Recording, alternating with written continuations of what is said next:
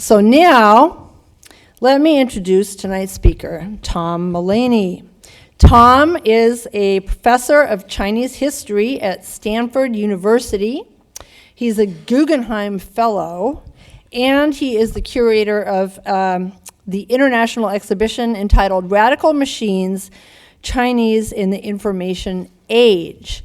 And his amazing book, The Chinese Typewriter, A History, which I put a copy in our display case up there, so you should check it out, examines China's development of a modern information infrastructure that includes telegraph, typewriting, word processing, and computing. And I have to say his book is extremely well researched. The notes section in the back is about as long as the text itself. And it's thorough, it's academic, but it's also eminently readable and amusing, which is a really tough balancing act, and Tom has pulled it off. And speaking of balance, Tom told me that for some unknown reason, maybe it's just the way his brain is wired or something, he is absolutely incapable of doing activities where one's feet are not directly on the ground. So sports like bicycling and roller skating, hang gliding, bungee jumping, skydiving, you know, those are all out for Tom. I kind of wonder about swimming. He didn't mention that. But it doesn't stop him from trying all these things. And apparently it's quite the sight to see. And he said when he's going out to play hopscotch, his family puts the Helivac number on speed dial. So fortunately for us, the floor here in the Cret is very firm and navigable. So without further ado, let me introduce Tom Mullaney. So I rarely get the opportunity to speak in libraries. It seems to happen once every 5 years, and every time I do, and today especially feels like a great honor. I consider that speaking at the San Francisco Public Library to be the greatest honor of anywhere I've ever presented, so I'm grateful to be here, and I'm grateful to the Letterform Archive for making it happen, so thank you. So this is the book I just finished, but this book came out 2 years ago, and now I'm in the midst of working and finishing another book, which so creatively is called The Chinese Computer. It basically picks up the story where this book leaves off, which is basically right around the end of World War II. And so today I'm going to really actually speak quite a bit about where this is all going, but integrate the work that I've already done to try to put this stuff in context. So I want to begin with just this video image just for a second. This comes from a Chinese input competition. So it's like a typing competition, but in China. These happen all over the country. In essence, different people in front of a QWERTY keyboard with the same exact text and then competing with each other to type it most accurately and fast. So this is operating at, it began at full speed. I've slowed it down in the image, in the video, but I'm going to come back to this a few times so you can watch it as I tell this science fiction opening. So according to recent reports out of China, millions of people have been laid low by a strange new cognitive disorder. An epidemic whose onset is so sudden and so peculiar that it seems stolen right from the pages of science fiction. And this is the form that it takes. Millions of urban-dwelling young people, either stroking Chinese characters on their mobile devices, often in partial abbreviated forms, or as in this video, using QWERTY keyboards to enter Chinese characters using one or another of the country's input method editors, IMEs, and I'll come back to that. When asked to write these exact same characters without recourse to their digital devices, with just pen and paper, these young people become confounded and incapable. They, quote, lift their brush but forget the character, 提笔忘字, so 提, to lift, 笔, brush, 忘, to forget, and 字, character. And this is the four-character expression that is used to refer to this disorder. The disease turns practically everything we know about epidemiology on its head. Rather than afflicting the poor and underserved, this disorder seems to be targeting China's elite, the top 1% and their offspring. The more expendable income one has, the more susceptible one is to contracting the disorder, and the more connected one is digitally, seemingly better able to learn about the disease and avoid it, the steeper their cognitive decline. Now, other terms have been used in the English language to describe what's happening. Sometimes it's referred to as character amnesia, a term that was coined by a handful of China scholars, or dysgraphia, or simply illiteracy. Now, amnesia is a very powerful word. We throw it around, but it's a very powerful word, and it's not to be used lightly. It is an untreatable cognitive impairment associated with the inability to recover things from memory, and is accompanied by profound emotional pain by the sufferers and their loved ones. The term dysgraphia refers to a learning disability sometimes associated with brain damage, and illiteracy, of course, is a condition typically associated with compromised access to education and often poverty. So if these reports are to be believed about China, then China is witnessing the spread of an unprecedented epidemic never before seen in the history of civilization. Now, something here is obviously not quite right. So if the most connected, tech-savviest individuals are suffering from character amnesia, who exactly is producing all of the trillions of forgotten Chinese characters that flow daily across fiber optic cables?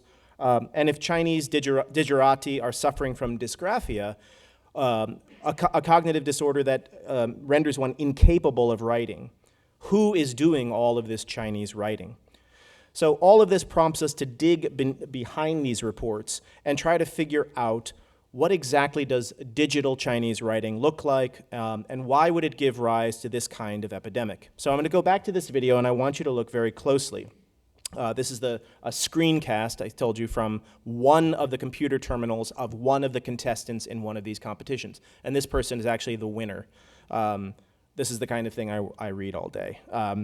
There are a few things you'll notice right away, and I'll turn on the video. There we go.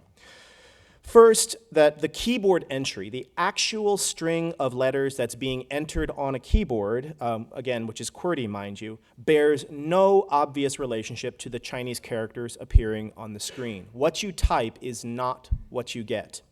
Second, as you can see, there's this pop-up menu that frenetically and anxiously follows along and constantly shows a string of letters being entered and Chinese character candidates.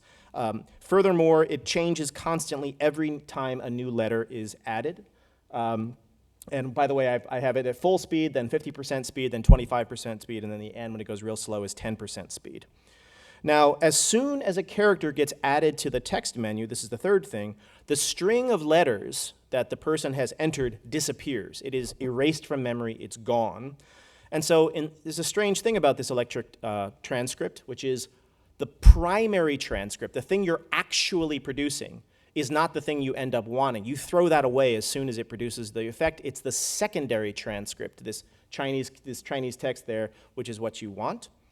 And then a few other things could be observed. Now, probably some of you in the room know how this works, but for those of you who don't, even if I took the time to explain exactly how this input method editor works, which I'm happy to do during Q&A, it would undoubtedly occur to some of you in the room, well, geez, if that could be used to produce Chinese, then couldn't you use something else, like a different set of letters, or maybe like numbers, or what about like touch sensitive, or what about if you embedded haptics in your jacket? Couldn't you? And the answer is yes, yes, yes, yes. There is an infinite number of ways to govern the input of the exact same sentence in Chinese.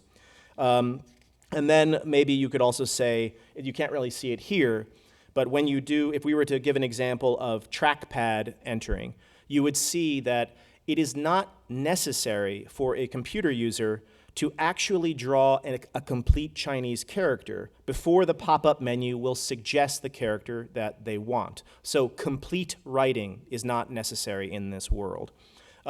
So you can kind of see here a little bit more what this looks like in a still. Yes, this is like a subsequent set of those pop-up menus. Okay, so what is writing when there is no one-to-one relationship between what you do and what happens, when really what you're doing is retrieving something from memory rather than composing it, when the primary transcript that you are doing is actually something that you throw away, where there is an infinite number of ways to produce the same output, and where the completion of a word is actually not necessary for the spelling of a word. What in the world kind of writing is this?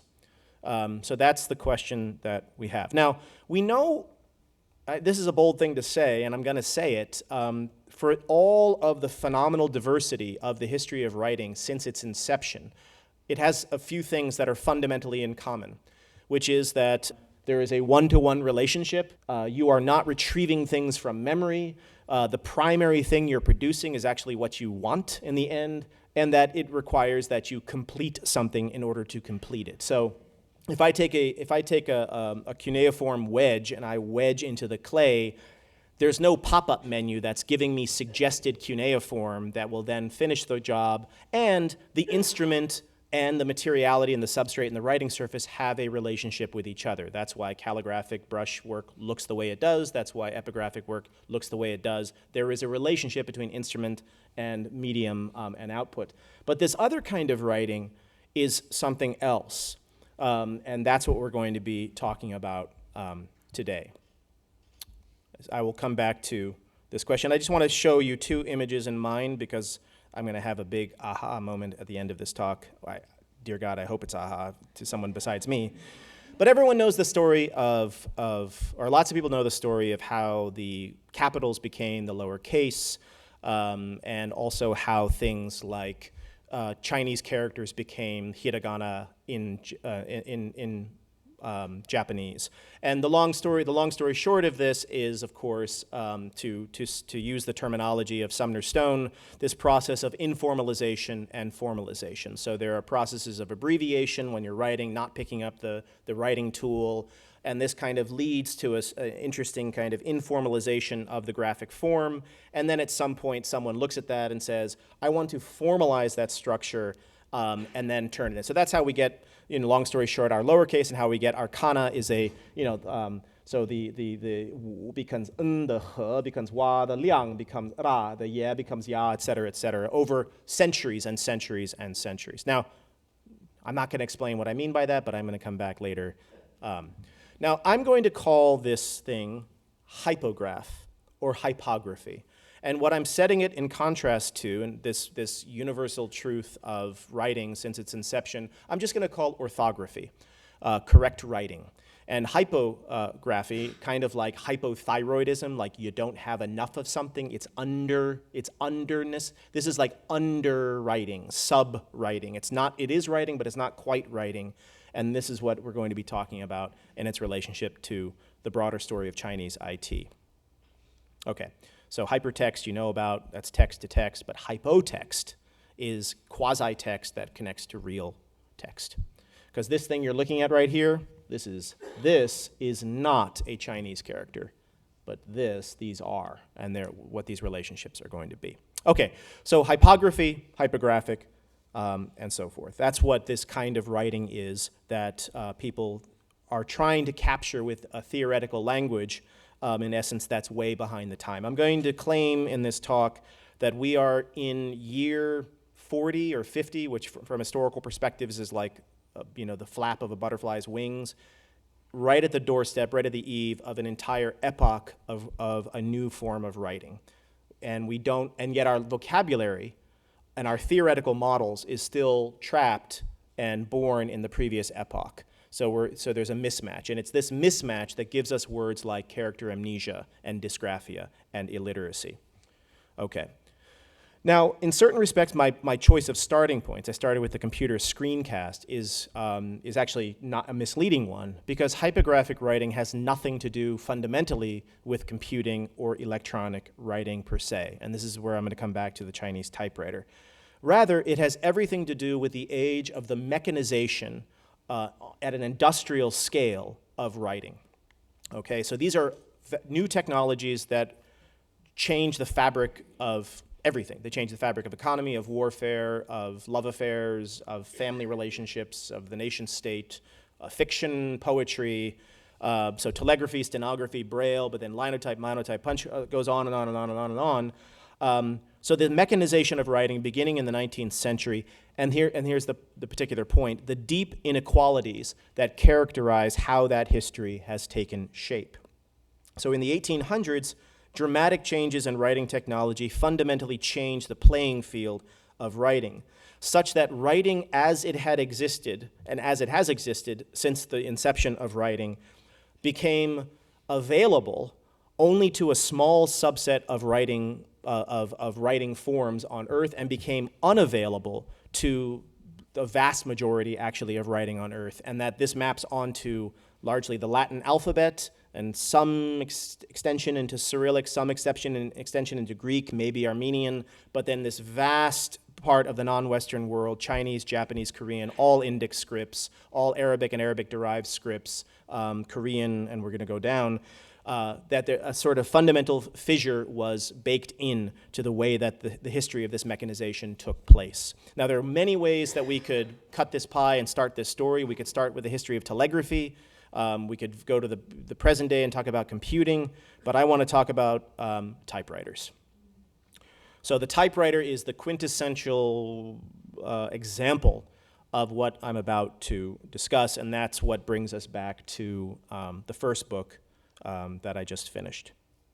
Okay, so the QWERTY keyboard, or what we're talking about is the single shift keyboard.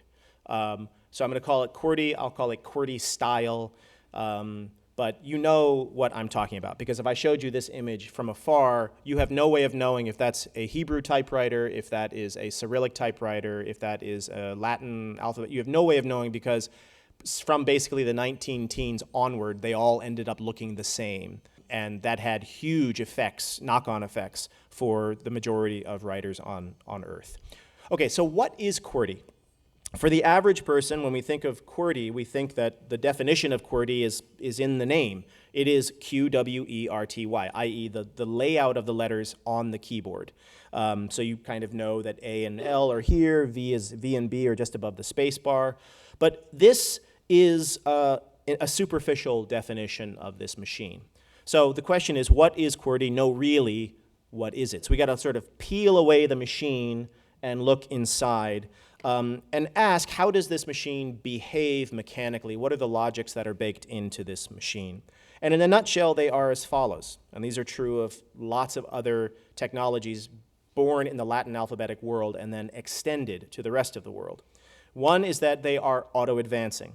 At the advent, QWERTY-style keyboards, when you depressed a key, would register a glyph and then move one space automatically. Single baseline, all letters fall on the exact same baseline. Isomorphism, letters do not change shape. The shape and size of the letter A is A, regardless if it follows C or precedes X. Isoposition, letters don't change position, regardless of what follows or not. Isolation, the letters never connect. They do in cursive or calligraphy, but they do not on this machine. Monospace originally, that each space occupies the same amount of horizontal space, and unidirectionality from left to right.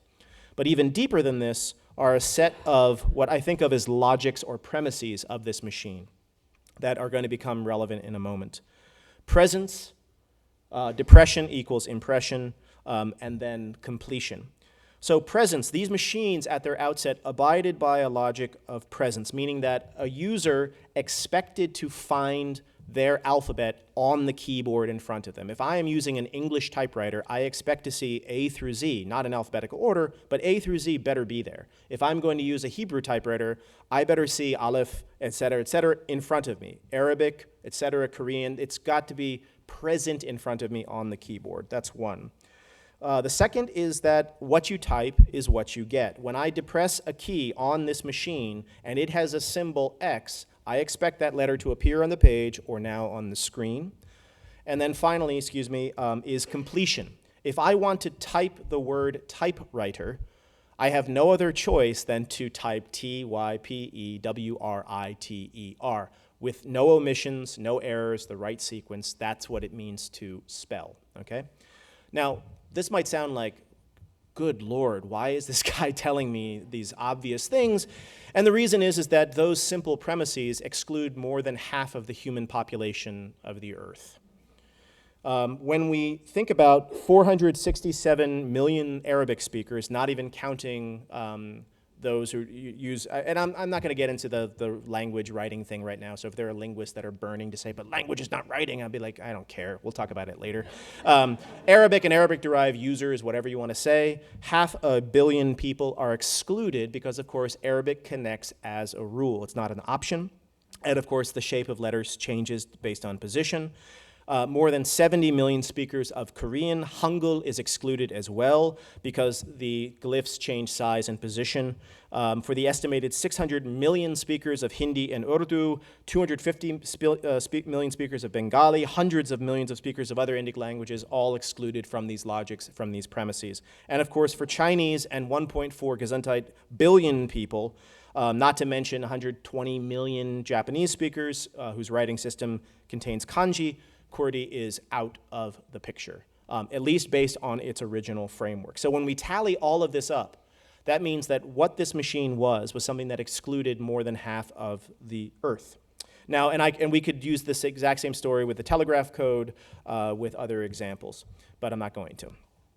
Now, this threw the world, the large non-Western world, into crisis. Between 1860s and like the 1940s, there was hardly any non-Western society in which at least some vocal minority did not publish extensively, make lectures saying, our language is broken. Our language is incompatible with the requirements of the modern world. We've got to change it. We've got to abandon it. This is part of the reason for the abandonment of Arabic script in the Ottoman Empire. These are for all sorts of different kinds of language reform movements throughout the non-Western world: China, Japan, Korea, Burma, Vietnam, et cetera, et cetera. Now, this doesn't mean that there were not typewriters for Arabic or for Korean or for Siamese, which Siam, what Thailand was known as prior to the ethno-national revolution that gave us Thailand, the land of the Thais. There were, but in these cases, because of the asymmetry of power between Euro-American imperialism and non-Western societies, it was the non-Western writing system that had to change to meet the requirements of a Western technological modernity. And I give like lots of examples, but I think one of the most sort of kind of horrifying ones comes from Korean Hangul. So on the top there is quite literally the word Hangul. So you have Hangul, so ha, a, n, g, r, and so Hangul. And then these red things I've just highlighted are what known as consonant finals, pachim, and they appear on the bottom of a glyph. And typewriters can't do that. Like QWERTY-style typewriters cannot behave that way. And so someone had the bright idea and then built a machine that did this, of just sort of cutting the legs off of Korean glyphs and just sticking them on the side to render them kind of Latin alphabetic-like. And so you just kind of cut off the legs of stick it to the side, and then just linearize everything. And Korean typewriters were built that kind of follow this, as were monotype machines. And then we could go through, if anyone's interested, how do you do this for Arabic? How do you do this for Hebrew? How do you do this for Thai? I'm happy to talk about it. I write about it in the book. But the companies in question, Olivetti, Underwood, Remington, Smith Corona, they were all incredibly proud of the global reach of their machines. They would publish about it. They were really, really happy about it. And of course, in the Western world, the typewriter was becoming like a fetish, an object of just fascination. It wasn't just this implement. It was like you collect them and you put them in museums. You've got Leroy Anderson using it as an instrument. You've got Tom Hanks, and whenever you've got Tom Hanks, you know that something's happening.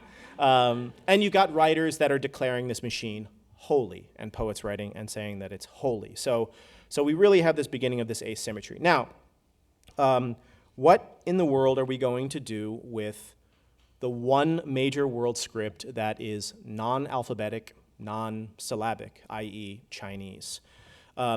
So Underwood tried and failed. Remington tried and failed. IBM tried and failed. Olivetti, Monotype, Linotype, all of the giants of print capitalism desperately wanted to break into this market, and none of them could. So instead, what you do with someone you can't bring into the universe you control is, in good Chris Evans fashion, you render them abject. They are the thing that must be purged from the universe in order for the universe to be uni, you know. So we've got to like get these guys out of the world. They are the pollution that keeps our pure, perfect world from being pure and perfect. And so from 1900 onward, there is just this vicious attack on the idea of Chinese language that are just incredibly racist, you know, all picking on and focusing on what the artist assumed a Chinese typewriter must look like. These are not actual drawings of any machines that ever existed. They are simply ways of denigrating. So we've got, you know, we've got 1920s. Mr. Underhill, this is our latest achievement, a typewriter for the Chinese trade. Ha, ha, ha, ha, ha. All the Simpsons are involved. MC Hammer is somewhere in the story. Tom Selleck is in the story. So what's going to happen here? So the question that China in particular had to face, but not alone had to face, is this question: can we escape alphabetic order? Well, there was a Chinese typewriter, and finally, it's like, finally, that's what I came to this thing for. I got to go to dinner. Show me what a Chinese typewriter looks like. There, you can go to dinner now. No, this is a Chinese typewriter. It is a typewriter with no keyboard. That should be aha moment one. So there has never been a mass-manufactured Chinese typewriter that was keyboard-based. Instead, Chinese typewriters are what are known as index typewriters. And the way you use this machine, if you were going to, is you see this little kind of knob right here, and then another knob right there. You put your left hand there. You put your no, sorry, I'm not gonna. Can't believe I just was about to sing the Hokey Pokey at the San Francisco Public Library. But you put your left hand on the bottom one and your right hand on the other. And with your left hand, you can move this tray bed left and right. And it contains 2,450 spaces for the most commonly used Chinese characters. And then you use this your right hand on this one, and you can move the entire platen front and back and left and right. And when this guy here is over top of the character you want, you push this lever down, a little metal piece you can't see, a little finger pushes up the slug, which are loose, injects it into this chamber, it locks, the whole arm kind of swings up and hits the surface, and along the way, if you were to slow it down, it rubs against this ink, and then it strikes and registers, and then when the arm falls back down, the force of that spits it back out into the original place in the XY matrix where it came from. So this tray bed, if you were to take it out, which you can't, and go like that, they all fall out, okay? And that's important, and we're gonna come back to it. This is not the first one. This is from the Huntington Library, which is an exquisite place if you've never been there. This is the third generation. The oldest surviving Chinese typewriter that I've ever seen is in the Museum of Chinese in America in New York. Now, it doesn't have a keyboard, so, you know, what does it have? It has a tray bed, and this is a diagram that would come with the machine when you bought it, or it would come with a typing manual when you bought it. And basically it explained to someone where the characters they wanted are. Now, for anyone who knows anything about Chinese, there are tens of thousands of characters, more than 70,000 Chinese characters. There aren't 70,000 characters though, so what's the deal? The deal is that this is called a common usage Chinese typewriter. And the idea, the design principle of this was, okay, well, we can't fit all of the characters on it, so what we need to do is basically an early version of kind of digital humanities text analysis, a frequency analysis. And we need to take about 10 million characters worth of print, whether newspapers or poems or children's books or books, and then we need to take a tabular sheet and put it over here that's blank, and then take a piece of paper, and then read this newspaper, Gesundheit, and then one by one count how many times every one of these 10 million characters appeared. And they did that by hand, and this was done by many different people over the course of decades, and they calculated that 2,500 characters gets you about 90+% of all usage, okay? And the rest you do by hand, or you work with a foundry to cut you a character that you might need that might be less used.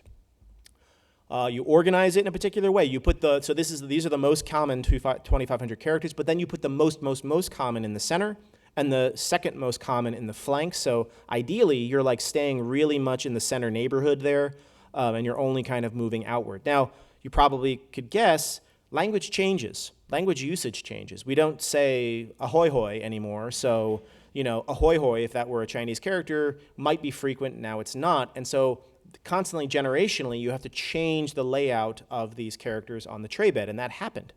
One of the most obvious examples is with the character Mao, which by itself just means a follicle of hair, but of course is the surname of a pretty famous guy in China.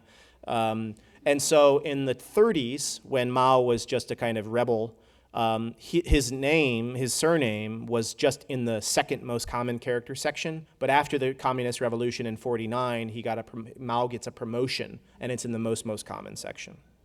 And that's constantly. So the interface, so everyone talks about QWERTY and like why did it stabilize as QWERTY and how come there weren't competitors, and isn't it interesting that there was one competitor called Dvorak and it didn't win? And it's like, in Chinese typewriting, there has never been a stable interface, ever. It is a constantly changing interface, so the idea of one instability is not that interesting. Okay, so there were schools that erupted all over the country to train people in this new industry. Interestingly, unlike the rest of the world in which typing became understood as women's work and it was understood as feminized labor, in China, for a variety of reasons, it didn't. There were probably 70%, I read through all of the archives of all of the schools, typing schools, so like, I don't know, about 10,000 students and their names and their ages and stuff. And if you count them, which I did, they're about 60% to 60% women and 40% men. So there were typing girls, but there were also typing boys, but there was no such term typing boys anywhere in the global language, so they just never referred to them. They existed, but no one called them anything. So how do you learn to type in Chinese? Well, in keyboard-based typing, one goal is blind typing. You're not supposed to look at the keyboard. That's the sign that you really don't know what you're doing. And also if you ever actually went through typing training, which I did in like 5th grade with Mavis Beacon Teaches Typing, you learn that it's kind of like learning to play the piano. You do like little etude and study and stuff, and you play little melodies. And your goal is to get a kind of body sense, of course, of the keyboard. Well, not so in Chinese.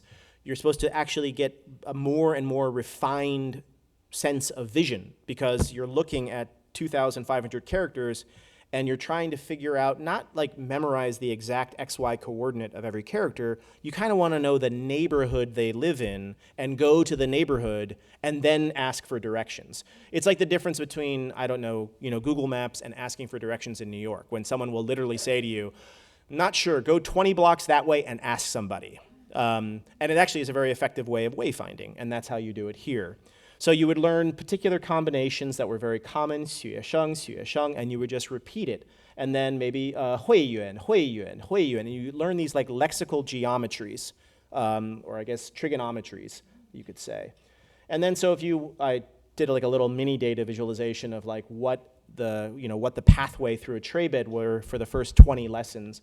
And you can see they're kind of like warm. It's almost like they're heating up the tray bed in the person's mind and body. Like they start in the center, then they kind of introduce a character that's off in the flank, then they come back to the center, and then that's how you learn to do this. China took great pride in this machine at the 1926 World's Fair in Philadelphia, in which space is very limited. World's Fairs are not popular anymore, but they used to be the thing. And this is a place where you show your past and you show, most importantly, your future. So you see Ming vases, you see calligraphy, you see a painting of George Washington, you see like shanshui paintings, and then if you kind of creep,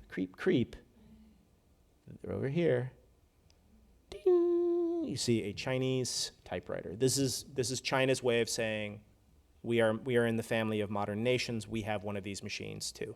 Now the Western world kept making fun of it, but we have one. So a lot of interesting things happened in the tray bed world. So people often ask me, okay, this sounds interesting, but how fast was it? How fast was it compared to typing? And the unquestioned answer to that is it was slower.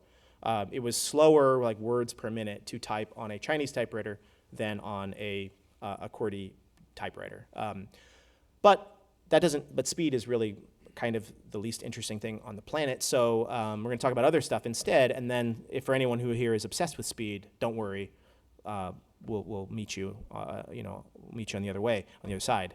So the way that these tray beds were organized in the beginning, in the teens and 20s and 30s and 40s, were, I'm not going to go into Q&A, but basically they're organized like the dictionary is organized. So if you want to model in your mind, alphabetic order is a bad example because there is no alphabet, but just let's use that. Apple, aardvark, avocado, whatever. So aardvark and avocado don't really go together in natural language very much. They don't appear with each other very much. So if you were to organize a tray bed that way, you would be like apple, butter, apple orchard.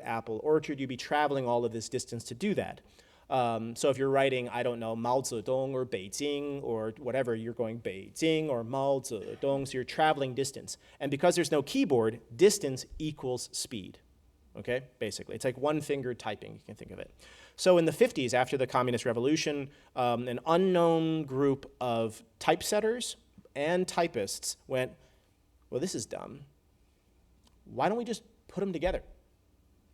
If we're doing Mao Zedong over, why would I travel all this distance? Why don't I put Mao Zedong right next to each other on the tray bed? And while I'm at it, why don't I put Mao Zhuxi, Chairman Mao? And while I'm at it, why don't I put 主要, which is an adjective that means main or primary? And while I'm at it, why don't I put 重要, which means important? And while I'm at it, and then little by little, they created these archipelagos of associated language.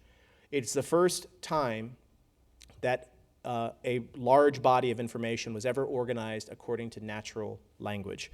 So just to give you a sense, in this so think of 2,500 characters. This is just a small piece of it.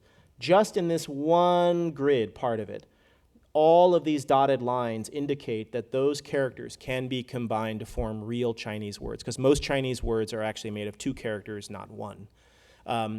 And because of that, actually a really good example would be for punctuation marks. So the rational way to put punctuation marks is just put them all together.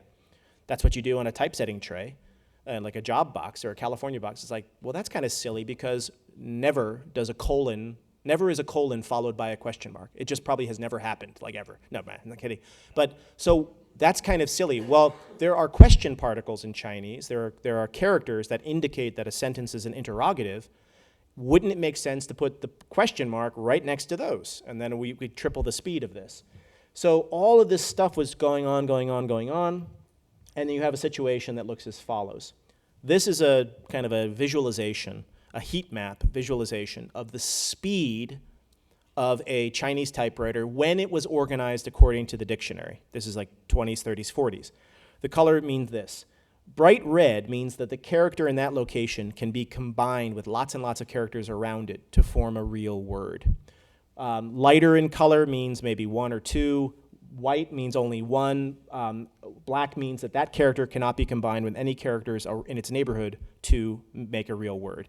That's what it looked like prior to these typists and typesetters doing this, the sort of bottom-up transformation, and this is what it looks like after. So the speed of the machine tripled just by the reorganization of space.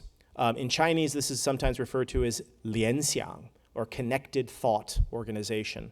Has anyone ever heard of the company Lenovo? Okay, the Chinese name for Lenovo is lianxiang. And the reason for that is that as soon as Chinese engineers came into the picture, they started to steal a page from the world of Chinese typists and organize memory systems and input systems according to this. So here's the before and after. But at the end of the day, this machine had limits. It was never going to make a kind of breakthrough that many urged. There were many critics of it, many people saying, we got to do better than this. And so one could say that in 1947, that it was a watershed year. Because in this year, a new Chinese typewriter was debuted, and it was called the Mingkuai, clear and fast. And it was invented by the best-selling author and renowned cultural critic Lin Yutang. And his daughter Lin Taiyi was very important in this story, and I write about, if you want to learn about her, please pick up the book. Mingkuai was not the first typewriter, as we just talked about. It was, however, the first Chinese typewriter to have a keyboard. Now, I literally just spent 36 minutes and 32 seconds telling you that there is no possible way for a Chinese typewriter to have a keyboard. So what in the world am I talking about? I just said it's impossible. Well, if you sat down at this machine, this is Lin Yutang's letter to Pearl S. Buck, because they were friends, and this is to Dick and Pearl, the first photo of the baby, April 2nd, 1947, YT. Now, if despite its uncanny resemblance to a Remington of a certain age, there was something strange about this machine. What you typed was not what you got, and Chinese wasn't present on the keyboard. So if you were to sit down at this machine, you depress a key, you would hear gears moving inside the machine, but nothing would appear on the page. Okay, then you depress another key, you hear gears moving inside the machine, nothing appears on the page. But after that second key depression, something does happen. In this little window, right here on the top part of the chassis of the machine, which Lin referred to as his magic eye, and he patented it along with the machine itself, up to 8 characters would appear that matched the criteria that you had just given the machine with the first and second key depression. And then with the third and final keystroke, using this bank of keys down here, 1 through 8, you can't see the numbers, but they say 1, 2, 3, 4, 5, 6, 7, 8, you choose which of the 8 candidate characters you want. It was a physical, mechanical input method editor. It is exactly the same principle as what we saw on the computer screencast. So there's something else peculiar about this machine. Now this is the chassis of the machine. When I found this at the Smithsonian, and it was like an annex archive of the Smithsonian, it used to be in an old like military barracks, I was just like so frickin' happy. It was like wedged between other stuff. It was crazy. This is the only surviving image of the inside of the machine. It's got like basically Ferris wheels inside Ferris wheels inside Ferris wheels of octagonal metal bars that rotate, and type is wrong reading, obviously, on those surfaces, and every one of them rotates. So basically, what you're doing with the keystrokes is it's maneuvering multiple rotations at the same time to bring certain of those glyphs into the type position. This is what it actually looks like in the patent document. Okay, so this is like a metal hard drive inside the machine. Now, the other strange thing about this machine is that if you look at the keyboard, anyone that knows Chinese will know that's not Chinese. Like, A, there aren't enough characters for that to be Chinese, and 2, there are these just straight up weird shapes that have no precedent in the entire history of Chinese writing, like full stop. They don't exist anywhere in any dictionary, in any obscure dictionary. These are actually patented proprietary shapes that Lin invented because he wanted to maximize, I can go into it, it's called like kind of, you want to maximize the bang for your buck of a particular shape in order to have it retrieve the right number of characters. We can talk about this. But in essence, you're not typing in order to have it affect. What he had basically produced was a retrieval mechanism. This was primarily a machine for retrieval. Inscription was a secondary thought, okay? Was the secondary purpose of this. So if you think about the logics of typing, the orthographic logic, presence, depression equals impression, completion, we've already killed 2 of them. Presence is gone, depression equals impression is gone, completion is about to be killed. Now, Lin's timing was really bad because China was embroiled in a civil war. 1947, the tide is turning. The communists are starting to get the upper hand. By beginning of 1948, the writing's on the wall. And companies like IBM and Mergenthaler, who are the sponsors of Lin at this point, are worried. They're like, will patent rights be observed by the communists if they win, which of course they did? We've heard stories that Mao wants to abolish Chinese writing, and if they do, this is irrelevant. He never did that. And so they waited, and Lin went bankrupt. He spent a personal fortune. He couldn't wait, so he was out of the picture after a while.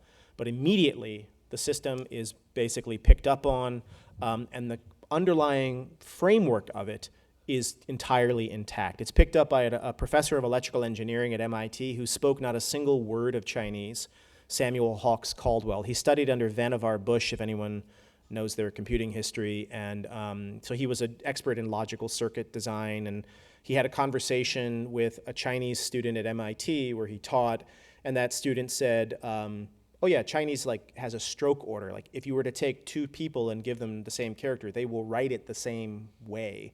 And he was just like I guess he thought that you could just write a character however you want. And the second he heard that there is a spelling to Chinese, he thought, I can build a logical circuit for that. I can build a system for that. So he corresponded with this other professor who did know Chinese. They did this analysis, and they basically built a computationally controlled photo typesetting back-end machine called the ideographic composing machine, also known as the Linotype. And this is the keyboard of that machine. It is a QWERTY machine. Now you'll notice there are little stroke things on there, Chinese strokes, because this is the idea. Now, this doesn't mean, though, that, again, typewriter is spelled T-Y-P-E. That's not what he's trying to do with this. The idea of the spelling of it is to retrieve it from memory, and that's going to be very important in just a quick second. So he did all this analysis. This is what it looks like. So the character hua, which is the top left, is spelled, that stroke, that stroke, that stroke, that stroke, and each stroke has a Latin letter equivalent, so it's GD, GS, et cetera, et cetera. Now, along the way, however, he discovered something. And this is that Chinese characters were redundant. And what does that mean? What it meant was that almost never was it necessary for one to spell the entire character before the machine basically said, stop, stop, stop, I know what it is, there can't be anything else, here you go. And so he started to analyze the difference between what he referred to as full spelling, all of the strokes, and minimum spelling, the minimum number needed to make a positive match in memory.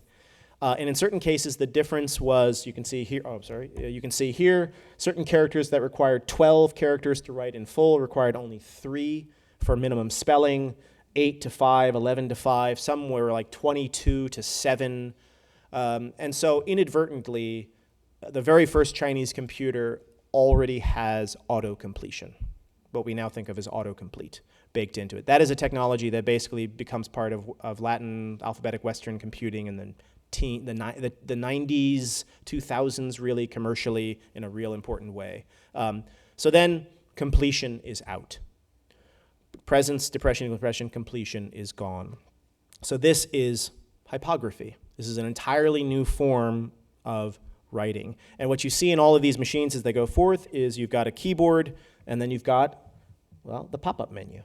It's just that now the pop-up menu is a physical thing, or before it was a physical thing, and now it is still a physical thing, but a virtual physical thing. The first implementation on an Apple system has the same deal. You've got the primary transcript down here, and then you've got the secondary transcript up here, and as soon as you kind of do it, it will eventually delete the primary transcript. So this story, the story of Chinese computing, is super duper fascinating. At least I hope it is when the book comes out. I won't go into it too much, but I will say this. Again, if I ask you to sit down at your computer and type the word computer, there's only one way you can do it. In Chinese, there are hundreds and hundreds of ways. So depending on which IME you're using. So if you're using the QWERTY, it would be, for the character dian, which means electricity, it would be 2171. For 五笔字形码, it would be JNV. For the 认知码, it would be D79. For 表情码, it'd be LKKD. For 太极码, it'd be NY, et cetera, et cetera. And there are, I went through and tabulated 30 of them, but then I got tired. So the way to think about what this is, the easiest metaphor is from music. And in the world, so think about music is diverse and old, but there are kinds of things that are consistent about it. And here's the parallel with writing. A guitar-shaped instrument, a stringed, hollowed-out instrument, cannot play the bassoon. Like, its materiality, its form is inseparable from the sound it produces. You could bang on it and make it percussion, but that's pretty much, you could do different things to it, but there is an inseparable relationship between its materiality, its shape, and its sound, in the same way that there is an inseparable relationship between brush, wedge, et cetera, et cetera. But with the advent of electronic music, a razor blade has been cut down the center of this relationship, and there's no more relationship anymore.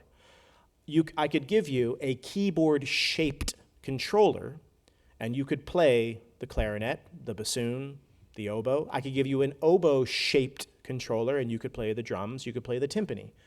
And so now, in essence, in China, people are using a QWERTY-shaped controller to play Chinese.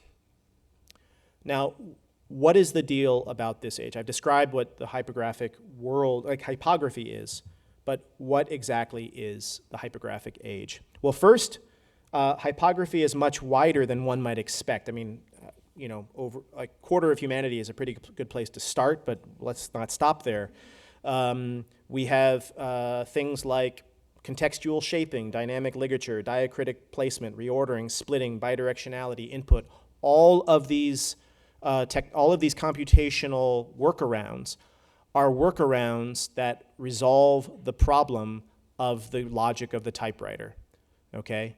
So we can't stack and combine things, but now computationally we can. We can't change the order of things. Now computationally it's possible to do that. Connecting dynamically, computationally we can do. Every one of these is actually a solution to the list of problems I listed from the 19-teens.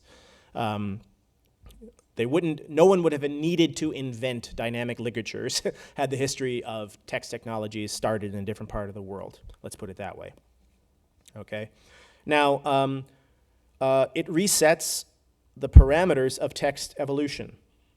So this brings me back to the beginning of the minuscule. Long story short, if hypographic writing had existed in ancient Rome or prior to the importation after Japan imports kanji into its writing system, or uses it as its first writing system, we would not have the lowercase at all, and we would not have hiragana or kana at all. The reason being is that even if there is informalization involved, the recognition part of it would say, like if you did a what we would now take as the lowercase a, which is a sort of evolution of the capital A, that would be the primary transcript that the system is recognizing, saying, oh, you want cap A, and then would throw it away. So it would exist, but it would never form itself as an actual independent glyph. We would not have the lowercase if hypography existed. And so informalization will continue to happen in the hypographic age. It just won't leave a trace of itself. And the same thing if 8th century Japan had hypography, there would be no kana. So writing will continue to evolve, but the rules of the game are changing, and we don't know what the rules are anymore. Okay, so like that is an informalization of the character xian, and in the orthographic world, we would have a trace of that, and it might even be formalized into its own kind of character. But in this world, it just gets destroyed. It is the basis for AI-human co-writing. So I've already talked about how predictive text was natural language kind of organization was lifted from typing into computing, and now it's only gotten more advanced. So now systems are not just anticipating what character you want. That's first level. That was done back in the 50s and 60s. It's not only guessing the next character you might want, because that was also done in the 60s and 70s. It's even anticipating the next 2 characters you want, or even the full sentence, or even a full poem. So if you use certain kinds of input systems now, and if started typing in the equivalent of "How do I love thee? It would say "you mean," and it would give you the full poem, and you could press enter and be like, boom! I just typed 500 words in a split second, which means I typed at infinite words per minute.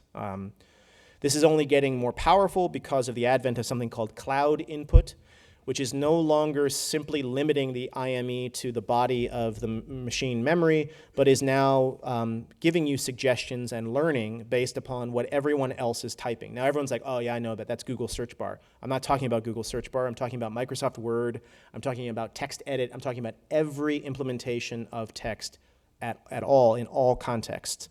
And the segmentation, the anticipation now is like off the charts. And I also mentioned in the beginning that, probably if I explained how that one IME worked, you would have said, well, we could do a different one, I could do a different one. Why not touching your head, or why not facial expressions? And the answer is absolutely yes. And in fact, the boundary between what is writing and what is not writing is eroding. Like, you know, I mean, ever since Derrida, everything is a text, and that's fine.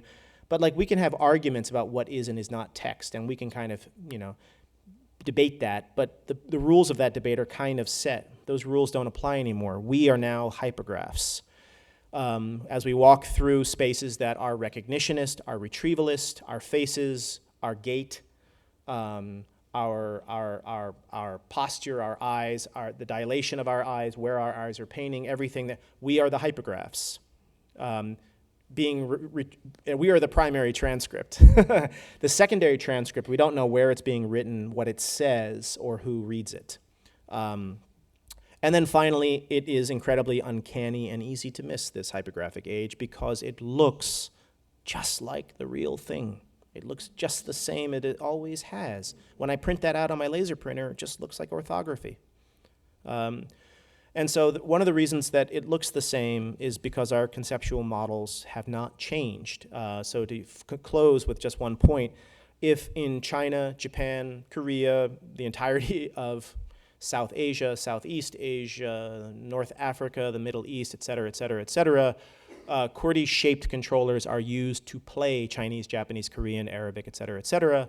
In the English language world, this QWERTY English-shaped controller is only used to play one instrument. It's like you're handing a MIDI piano to someone, and the only instrument they're willing to play with this MIDI piano is piano.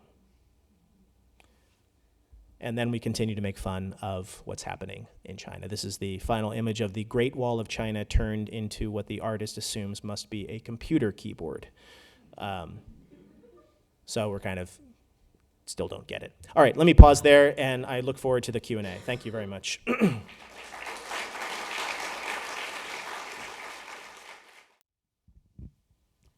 Thank you. Thank you very much for the lecture. I have a question. I actually was educated in Taiwan, so we learned old Chinese writing. Mm-hmm. So I can recognize maybe most of them, but a lot of, we call them simplify. Mm-hmm. So what do you call the old 20s and 30s and 40s before Mao actually changed to the simplified Chinese? What do I call it? No, I mean in general, you know. If I want to refer to, like the... Well, this is a political answer. It's a great question. So, no, in mainland China, they would be referred to as fantizi, so difficult characters, complex characters, which is a judgment. But in Taiwan, that is a very bad word. It should be zhengtizi, like correct or like proper. Because the idea is that with the simplification under Mao, but there were efforts at simplification in the teens and 20s as well. Those failed. Under Mao, they succeeded. The idea was that it would be simpler to write, that these characters would be simpler.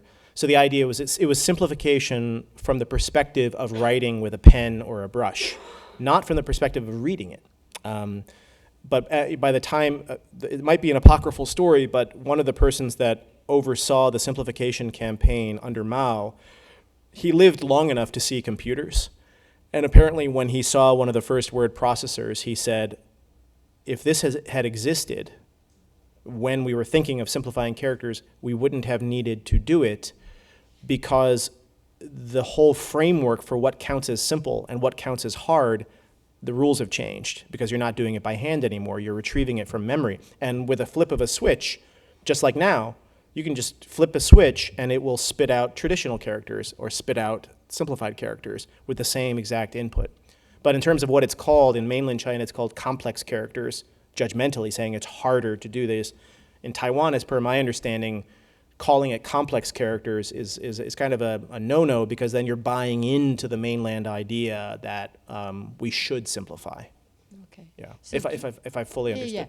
Yeah. So 20s and 30s and 40s, or the typewriter you came across, mm-hmm. Do they still have all the original characters? Definitely. Yeah. Okay. All of the fantizi or the zhengtizi are exclusively on these machines in the beginning. Yeah, okay. Yeah, because I saw the when I was in Taiwan, I actually saw a lot of the the Chinese typewriters. Yeah, yeah. So I was always fascinated how they were operating, Yeah. because this was amazing how they can remember all the characters Yep. to pick them up and type it out. But then again, if you So go to it's- go to grocery store checkout, it's pretty amazing that someone remembers the code for organic broccoli. I mean, I'm serious. Okay, whoa, all the questions are piling No, up. to keep Okay. myself honest, I'll take more than one at a time, and then I'll try to behave. If I do one at a time, I'll just go, as you can see, Okay. crazy. Okay, so Yeah. we'll start here. We'll do like 3 Yeah. or something here. And I'll take notes. First, thanks a lot for the talk. It's absolutely marvelous, and I really like to see the development you've been working on lately as well too, on computer stuff. So I really enjoyed your metaphor of it being essentially an instrument that's being played, like a MIDI keyboard. And one of the most interesting developments in input methods that I've seen recently is that it seems like input method authors are have broken out of a QWERTY mold when it comes to touchscreen inputs. Previously, touchscreen inputs were pretty much entirely QWERTY based, and then they seem to be breaking. And now I've seen more and more that seem to be, wait, why are we even arranging the keys in this manner for all of these non-Latin script, non-alphabetic languages? Have you seen any development? Two questions. One, have you seen any interesting developments in this? That you'd like to mention? And secondly, have you seen any of those sort of back propagating into Latin Cyrillic, Greek, Georgian writing systems to break out of the QWERTY mold in touchscreens? Cool, yeah, thank you. Okay, let's take another one. I'm impressed that you're juggling all these questions at once. Hi, that was a really great lecture. I have a fairly simple question. To your knowledge today, are there any Chinese companies that's doing very innovative work to improve the input methods for the people, or like they Sure. have been? Sure, great. Okay, third question. I was wondering, so you say that if the mechanization of writing had developed in the non-Western world, it would have turned out very differently. I'm curious how you imagine that would have turned out, because it seems like in the Western world, at least in a lot of it, the writing systems are kind of naturally easier to mechanize, and I'm wondering if that is a true assumption, and if so, if it is indeed more difficult in other parts of the world, how you imagine that would have been developed if it started there and not in the Western world. Cool. How about we try those for now and then Yeah, I get got some it. more? I got it. Cool. All right, so I'll go through these, and then I'm really eager for the next round. This is my favorite part of any talk. So I'll start with the companies, since that is that is relevant here. Sogo is which is a search engine company, is also has a Sogo input. There's also QQ has an input system. Google has an input system. Microsoft has an input system. But the thing that's mind-blowing about Sogo opinion input is that there are these user libraries which are freely downloadable. Some of them are made by the company, and some of them are user-made.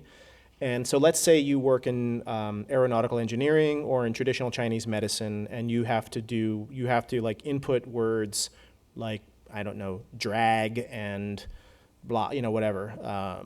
And then for TCM, it has to be other words, channel, et cetera, et cetera, et cetera. Well, you can go onto Sogo's input website and download a library of aeronautical engineering terms, and then just add it as an attachment, a plugin.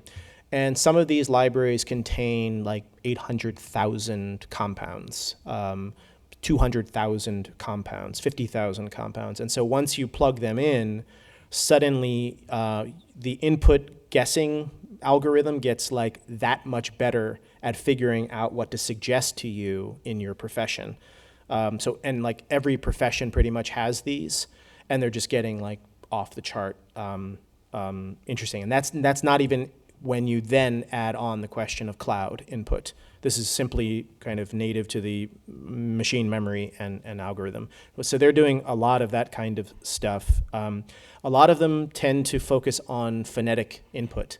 So a lot of people probably know that Chinese has this romanization system. Like if you write the word for the city, Beijing, you write Beijing. What you're writing is a romanization system that was invented in the 50s and really kind of really got going in the 70s, called pinyin. And a lot of input systems use pinyin as the framework. But actually, for the larger history of Chinese computing, pinyin is a really late arrival. It's only in like the early 90s that phonetic input really takes off. And as you can see in the examples of Lin Yutang and the MIT guy, all of the early input systems were structure-based. You were using the keys of the keyboard to describe the structure of the glyph, not its sound. But now all of these companies pretty much all focus on sound. Have I seen any interesting inputs? Now, what's that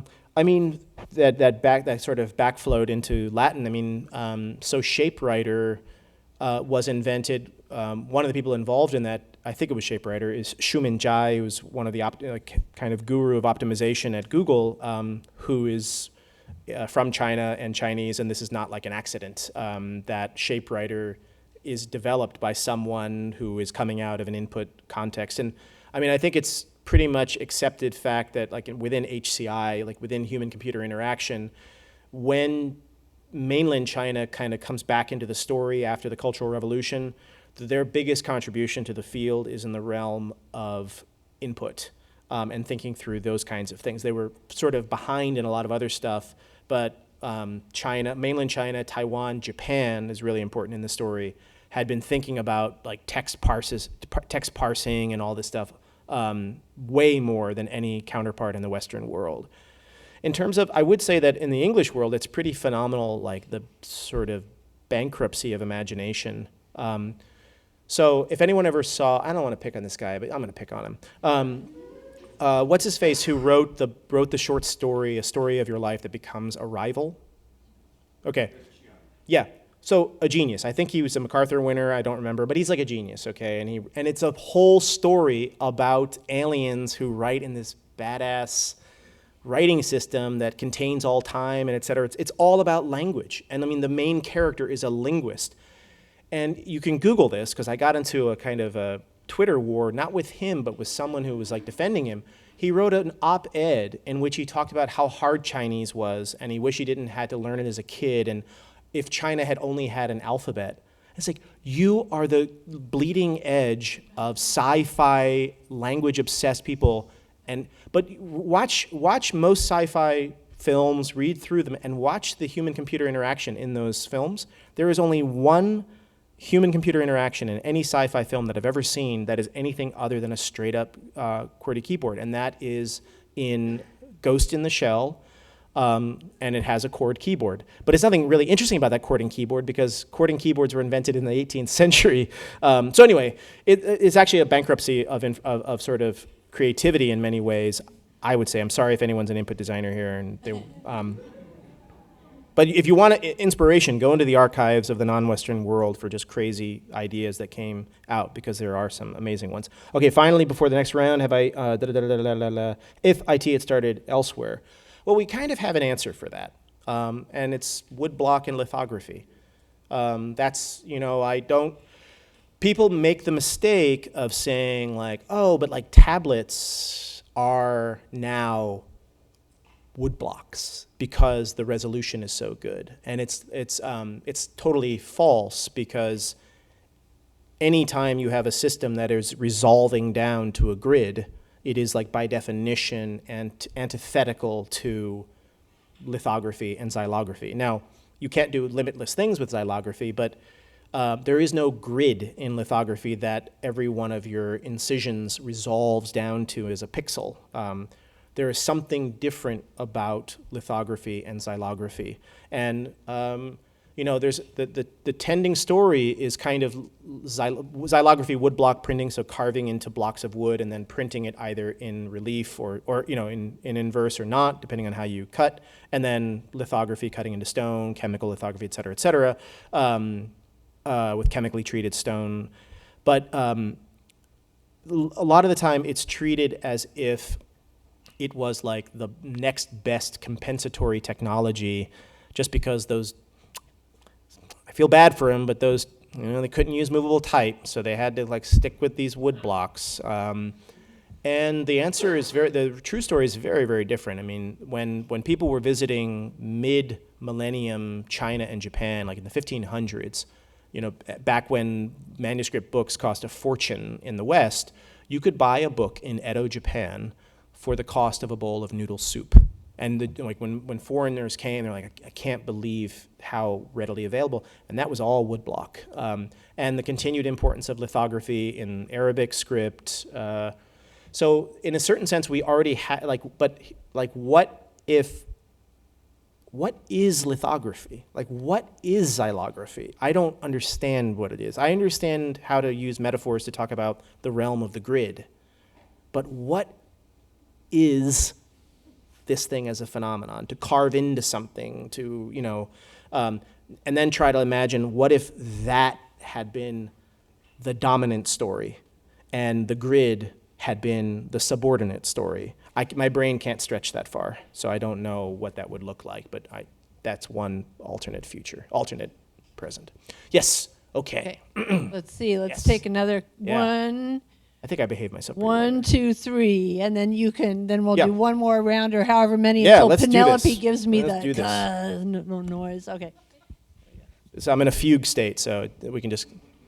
Okay, thank you for the great talk. It was really interesting for me that you talked about 提笔忘字, like lifting the brush, but forget to write initially, which is completely opposite to what inspired the MIT professor who assumed that like the Chinese character has a certain spellings. So I'm really curious about, in the future, what kind of input methods do you think will gain popularity versus what kind of input method will disappear or lose popularity? Okay. Okay. Number 2. Have you looked into speech to text for Chinese? And does the use of keyboard shortcuts in texting or by programmers qualify by your standards as hypography as well? Text shortcuts by who? By programmers? Yeah, by programmers cool. or like when people are texting or that Awesome. kind of thing. Yeah. And when you mean programmers, you mean like command line program? Yeah, good. Yep. Cool. Hi, I'm not really sure if I have a question, but as I thought more about hypography, I noticed there were these parallels between hypography and just language in general. With like retrieval, for example, there are these 4-character Chinese idioms that are retrieving an entire story, an entire philosophy. We have like informalization, such as the proof is in the pudding, is like an informalization of a longer idiom. The proof of the pudding is in the eating. So I'm wondering, is this just aspect of language in general, or is this really like something new that's happening? Awesome. That's a great question. Yeah. I could take one more if there's one. I saw one other hand and... Hi, so I was born and raised and educated in China, so this was really interesting to me. So when I was learning how to type in Chinese, I learned the phonetic base, pinyin input. But my sister, who is 3 years older than me, and she mainly learned Wubi, yeah. which is character based. Yep. So right now, my generation, I would say most of the Chinese only use phonetic based input method to input Chinese, and that actually changed quite drastically compared to even just people a few years older than me. So I just wonder whether you have looked into it and whether how come this change happened. Okay. Yeah. Yeah. Great. So that change happens a lot later, like I just mentioned, happens a lot later than, for those who think about this kind of stuff, it happens a lot later than most people think. Most people, I think, imagine that like as soon as computers hit, people were on to phonetic input, which isn't true. It's much later. And there are a lot of reasons why phonetic so if you were to ask a computer programmer, or philologists. There were a lot of kind of hobbyist philologists that were in the story in the 70s and 80s developing new input systems. And you ask them, like, what's the most efficient way to do this? They would have a lot to say to you, A. They probably talk your ear off. They'd all disagree with each other, but they would all agree phonetics is absolutely not the way to do this. It's definitely the slowest of the bunch. It's just not the most efficient because they're thinking of the minimum number of ways to make a match. As we can see, like in the MIT example, some cases to make a match only requires a few connections. But the problem is the problem from their standpoint, as you well know, is that there are tons and tons of homophones in Chinese. So if I were to say yi, there are 72 characters that have the phonetic pronunciation of y-i-e in different tones. So it is there's so much ambiguity when you use phonetic input. So there's a lot of reasons why eventually, though, it takes over. One is that the Chinese Communist government implements pinyin into education in the 50s, but then everything is sort of thrown into the cauldron of first the anti-rightist campaign and then into the Cultural Revolution. And so education is just rocked to its foundations. And then the Cultural Revolution starts to taper off in the mid-70s. It's formally ended actually after Mao's death. And then things kind of get back a little bit on track. And then it takes a whole generation, really, to teach the teachers and then to stabilize education. But by the time you get this education system going, basically it's churning out pinyin-trained people. And so basically the environment is being filled with potential users that have a base knowledge of pinyin. So what that means from an input method editor designer's perspective is, geez, I could either make an input system that requires that I educate everybody in how to use it, or I could make an input system that has this $1 trillion education budget, train everybody in the basics of it. And so basically that's one reason that more and more people come over to the palette of pinyin as their starting point for it.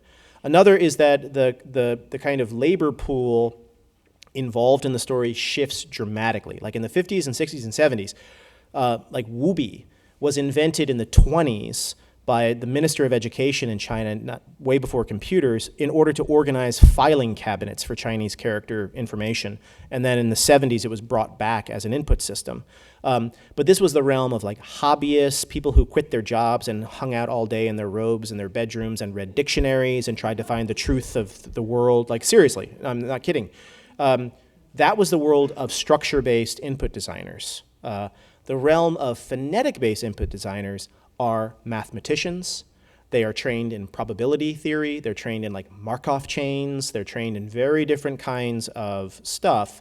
And so you see like a changing of the guard now. Like none of those people could ever walk into a room with an input designer now and have any idea what they're talking about.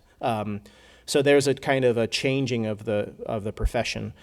And but wubi, and this is kind of the question of like what IME will disappear or not. I mean, you might assume that structure-based input systems are gone for good, but there's not, like, history doesn't do that. You know, history doesn't work that way. So it is very possible that under certain conditions, think about like low-res, I'm thinking a lot about low-res bitmap fonts. I mean, once resolution gets good enough, shouldn't they just simply go away for good? But then now suddenly you have massively multiplayer online role-playing games where you want to have either for aesthetic purposes or because it's, the graphic interface is so at the bottom and you want to message each other and suddenly, or you want to do it on your phone or you want to do it on a whatever, suddenly there becomes a use for this thing that used to be dead and gone. And so it's really hard to say if structure-based input will ever make a comeback, but it would be up against a gargantuan force of phonetic-based input. But that's some of the reasons why it happened. It's also part of nationalist propaganda. There is a separate set of efforts by the Chinese state and all states around the world to try to get people to talk the same and to stop speaking dialects and to speak a standard version of, in this case, Chinese.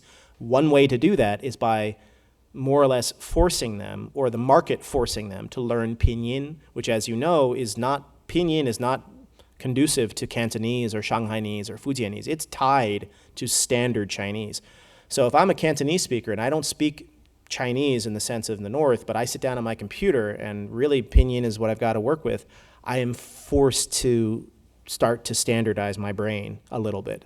So there's an effort on that front. Like what IME will gain popularity is hypography. Okay, so speech to text and what IME will gain popularity. First of all, programming shortcuts, absolutely. Hypography exists in English. Does anyone remember the Palm alphabet? Like, did anyone have a Palm Pilot? The Palm alphabet is hypograph. It is destroyed upon recognition. But imagine that instead of the Palm Pilot, Palm alphabet being just like a thing that exists for a certain set of users in a certain time, imagine if everybody, everywhere, only used the Palm alphabet in various forms. That's China. But yeah, but stock traders, coders,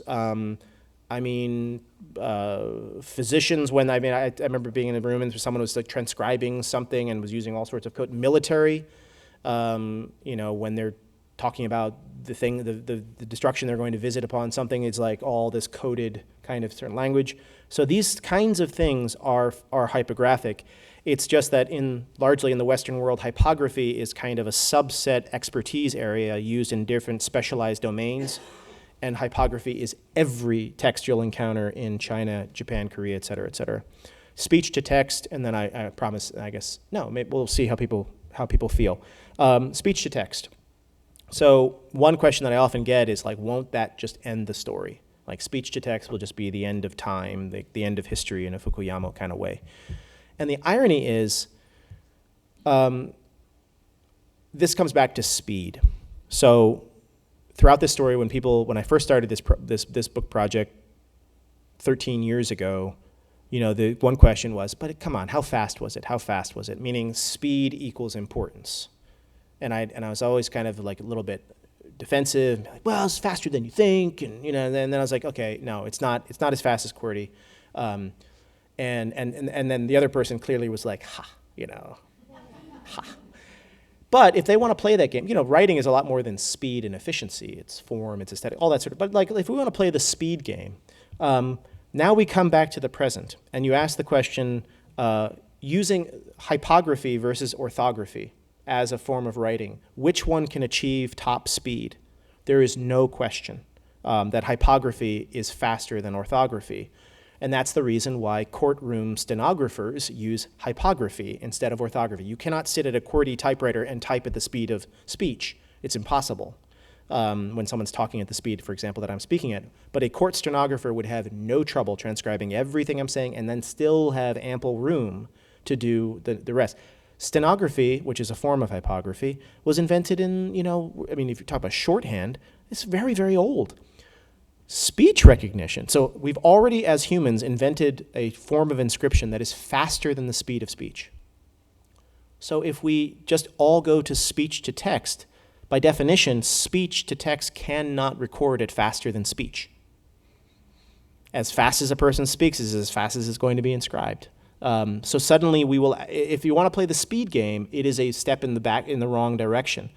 But here's the real mind game. What would speech-based hypography be? And this gets to the question of, is this just language? Is this just a nature of language? And then I'll stop. I'm done.